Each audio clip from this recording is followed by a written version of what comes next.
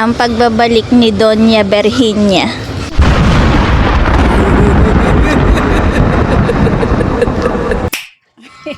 For today's video nga ay magpapaturok kami ni baby.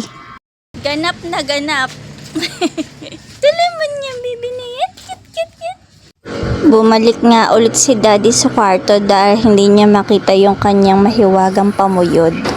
Mukhang magkakasapakan pa yata. Anong oras na ba, 10? 10:35. Ay, hindi pala. Pero nung nakita kong stress na stress sa daddy sa paghahanap ng kanyang pamuyod, edi ako'y kumalma na. Alang nga magalit pa ako, inauna siyang magalit sa akin. Ngayon lang yun. Sa mag-asawa talagang kailangan ay bigayan.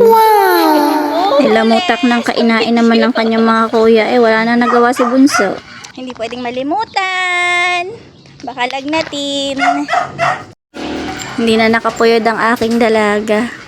Ay, mainit ang ulo. Mang-iiwan pa yata. Si Bunso nga ay nakatulog na.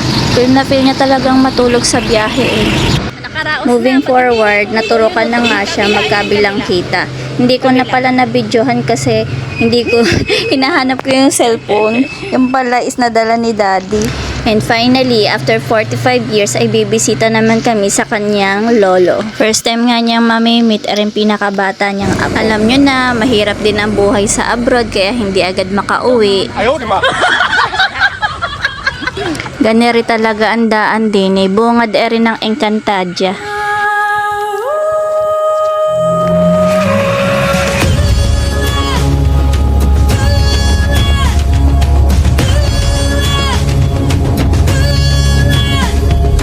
Kita mo yan, nak. Lahat ng natatanaw mong yan.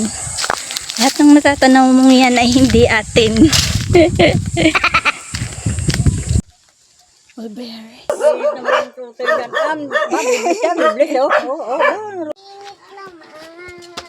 Naku, selos. Selos ang aso mo. Nauna na nga pala yung dalawa kong anak na pumunta dito kasi nagbakasyon sila ng 3 araw. Namiss nga si Solomon ng kanyang tita kasi baby pa siya ng last time niya nakita. Baby pa din naman siya hanggang ngayon. Kaya lang malaki na siya. Namiss din siya ng kanyang lola kaya nilamutak agad ng kanyang lola. Nag-inis din. Hindi naman. Parang kailan laang sinabi niyo sa akin wag ako magbubuntis. Ay bakit parang kayo ang ligayang-ligaya? Kami ngayon maglulutuan ng konti at mayroon kaming mapagsalu-saluhan. Siyempre kasama na rin ang kaunting maritisan. Ang bait talaga ng ina, sinabi ko lang na gusto ko ng mangga. Abay ipinagbalat agad ako. Iba na talaga kapag miss na miss. Kaya naman aring kambing na aray malaki pa ang katawan sa nag-aalaga. Ito ang bunga ng alatiris guys. Masarap ito. Paborito ko ito lalo na nung ako ay bata pa. Ito ay pampabata. Ewan ko, madaming ganito sa bukid Meron ding mangga. Mayroon ding saging. At meron ding mulberry. Masarap siya guys, lalo na yung maitim na kasi yun yung hinog, matamis. Pero yung mapula niyan medyo maasim pa. At yung green naman ay mapakla na maasim-asim. Ito ngang mulberry na ito bukod sa pagiging prutas niya ay gamot din daw. Meron ding blue ternate, yung bulaklak nito gamot din daw, pwede gawin tsaa. May manok ng kapitbahay.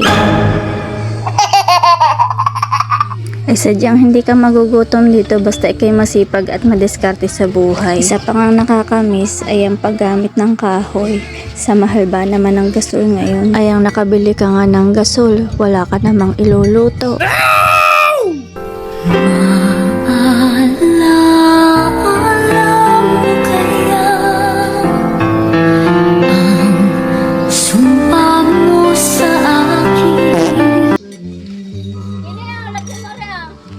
Agay, luto na ang sinaing kabango.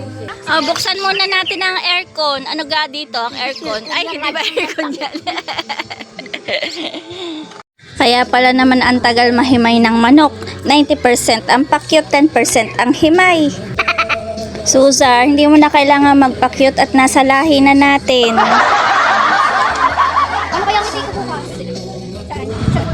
Antok na nga si baby kaya dali ng pinagawa ng kanyang lolo ng duyan. Ang mahiwagan duyan. At idinuyan na nga ng kanyang lola na ligayang ligaya pero mamaya ay sura na. At habang pinapatulog nga ng ina si baby ay ganap-ganapan naman ako din sa kusina. Ginusto mo yan, Donya, kaya panindigan mo ang mga desisyon mo sa buhay. At pagkatapos ko ngang nagluto, tikiman time. Charan! Luto na ang ating sopas na pangtanghalian at merienda. Kasama na din ang merienda. Ay gayon ho talaga sa bukid. Basta kami maganda ay masaya na. Kapag ba kayo nakapaglagay na ng lipstick, ikaw ba'y halatang gutom pa? Siya hanggang dito na lang muna guys. Ako nga pala ang inyong Donyang Batangueña. Donyang hindi maka-withdraw ng pera. Donya Virginia. Wow! Baka naman may Gcash ka dyan, pasend muna. Thank you guys.